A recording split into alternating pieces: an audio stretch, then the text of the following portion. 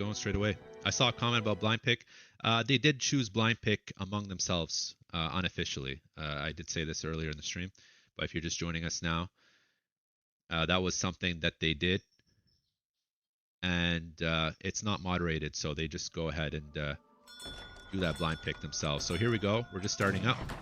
Game number 2, Phoenix versus JulianK. Interesting. We got French versus autos, and we have JulianK picking autos in game number 2, and of course Phoenix is the one playing French.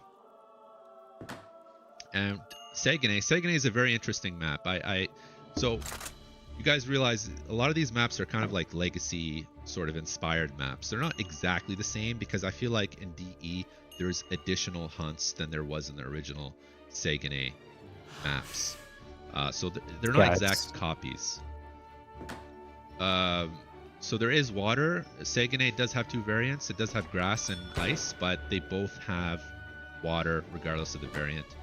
And then you have players directly across from one another, so it's not like too weird. So you got, you know, the red player on the far left and JulianK on the far right, and of course you got the trade posts straight in the middle, 3 trade posts. Of course, and alongside. And one interesting thing about the. And alongside, I want to point out one. Nicius, who's also casting with me. If you guys are just joining us, so it's myself, Chicks, and Nicius. So yeah, Nicius, you were saying. And me, yeah. You were pointing out the winter version. One interesting fact about the winter version is that you can't actually build on the shorelines. Like, you can't build outposts as onshore support on the frozen land. Yeah. It's like one thing I wanted to point out. And you also have no islands on there too. No islands, yeah. Remind me, in the legacy version, was there was no ice here, right? Like, you could build straight on the shore, right? I'm not sure if that was an ice version, actually. I think there was just a land version of it. You think so? Okay, maybe I was just remembering wrong then.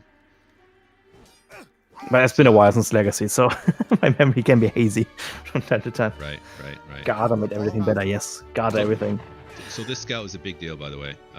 I know you guys don't think it is, but it is actually a big deal. You just have him in stealth mode, you sit him there, you can literally watch units go back and forth, military units. You can see unit compositions of your opponent, and you can even park them on hunts, right? What is it? What do people normally do with the scout? They park them on hunts, or they park them by like military buildings? It depends on what kind of elo bracket you're on. The higher the elo bracket is, the more efficient player are going to use their scout. Okay. Because scout is very versatile. You can use it for helping to get treasures. You can use it to get yourself additional livestock. You can use it to scout out the enemy base. You can use it to scout out the enemy. You can also use it to see where the opponent is on, or just to go ahead and capture those native trading posts. It's a very versatile unit. Capturing native posts with the native scout? I don't quite understand that. Oh, you mean just for the line of sight point of view, or? Yeah. In DE, it gives you. So you have 2 ways to build trading posts. One is the old way, where you use 200 wood. Okay. And a new way is to go to the settlement with a unit that captures it. Yeah. And then you can build it for 100 wood and 100 food instead. Well, and it auto builds too. It takes a minute to get built. Okay, hold on a second. You gotta repeat that one more time. My bad. So, what was the second way? The second way, you can 100 wood and 100 food. You can what? You can build it with 100 wood and 100 food if you are able to capture it. If you have a look at this native trading post again, you see that little flag, right? Yes. If you click it, you can cover over this trading post symbol on the top and right, where the Good at War is. You can see the. Where am I looking at? You said 100. Oh, okay, here. Oh. Yeah, that is. And if you click that. And who's building it though? And then you could build it. It builds automatically. That's the fun part. It builds automatically. You don't have anyone building it. It builds automatically. Okay, I've been living a lie this whole time. This is only. Okay. Has that always been a DE thing? No, just recently on quotes has been a thing since when? What are the later DLCs that have been involved there? Okay. I think with the African DLC, I think it's when it got involved. What, like a year, 2 years? Yeah, Right about that. So let's talk about the matchup a bit more. So what is each player doing right now? So we got stable by French. Probably some early Hussar, maybe a 5 Hussar semi-fast fortress. Let's have a look here. What's he doing? We got some Hussars being queued up. I'm not sure how many he's going to be pushing out. Maybe 3 or something. And then seems like both players are a little bit passive. We do see a 4 barracks by JulianK. What are you thinking? Do you think maybe he could risk it for the biscuit and go fortress after this, or are we going to just be seeing like straight H2 play by both players here, or even maybe? Oh, we see a stable as well from Otto, so maybe he's committing a little bit more to H2. What are you thinking? So the problem about France being H2 is that Otto literally has everything better than France has. So Otto has access to Janissaries, which is also a better version of Musketeers. Yeah. They have access to Delis, which is a better version of Hussars. Okay. And there's obviously Well, hold on a second. Avis guns too, which are spread everything. What is the difference between Delis and Hussars? I never really understood. I thought they just changed the name. So Delis is a new reworked version of the Hussar from the Ottomans. Okay. So Delis attack faster, are faster, but have 5 less hit points. Okay, so they essentially attack faster. They attack faster and move faster. What is actually happening? First a little flank. Yeah, see how fast they're attacking. Okay. They have 5 less hit points. They attack at 1 point. It was even. I guess with the TC fire was an even battle, right?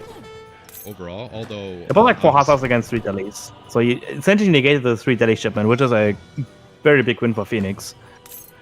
Okay. But he did lose 3 Hussars for himself. How many Hussars did he have? Yeah, he did lose 3 I think Hussars. it was 4, but he did negate the shipment, which is pretty nice. Right. So now Otto's has but all the problem 3 now is trade posts. Yeah, that he has all 3 trading posts, and that's a difficult part. We never checked the decks, did we? We did not, but it does look like he's coming around to take out that Hussar, just slouching. But yeah, we can have a quick look at the decks while we're here. It looks like a pretty standard deck with some water cards to prevent. Okay, he doesn't have Silk Road. Would have been interesting that he would have had Silk Road in his deck, but he doesn't have. Okay. More Hussars here by the French player. We got Delis being queued up.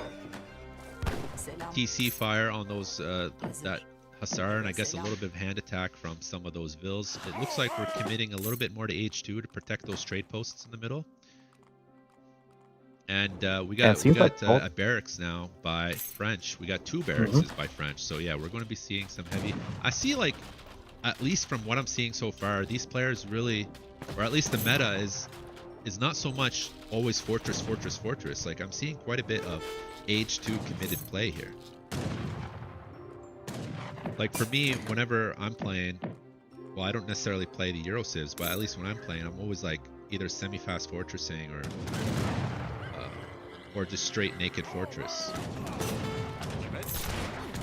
But yeah, the problem here at this moment is France can't really age right now, because if he ages up, it feels like Otto all the time he needs for this Silk Road, for the Trading Post Stagecoach line to just give him all the eco that he ever is going to get. Yeah. Okay, those Delis really coming in handy here, but we're seeing quite a few. I think that Otto's does have advantage, just overwhelming the more units in this case, and I think that's partially the reason because Phoenix did lose quite a few units under TC fire and just generally being in his base, and now you got the triple trade post now kicking up economy for Otto player. The main problem of all this start just comes down to the stable start. The stable start did buy him nothing at all. You mean because if you think about it, yeah, from Phoenix. Right. Because if you think about it, those 3 Hussars achieved nothing. They GG. just killed those 3 Delis and that's it. Game number 2, very well done by Julian here, and we're seeing already a very tight series. Already tied up 1-1. Yeah, 1-1. game too. So that is quite Perfect. interesting. I mean, like even making just a small decision or perhaps a small mistake like that uh, could really decide the game. Like I'll take a look at village accounts. Obviously, the French player will be a little bit higher, but then Otto's had um, the trade posts, and then it looks like that battle just was overwhelming for the French player. So let's go for game number 3 right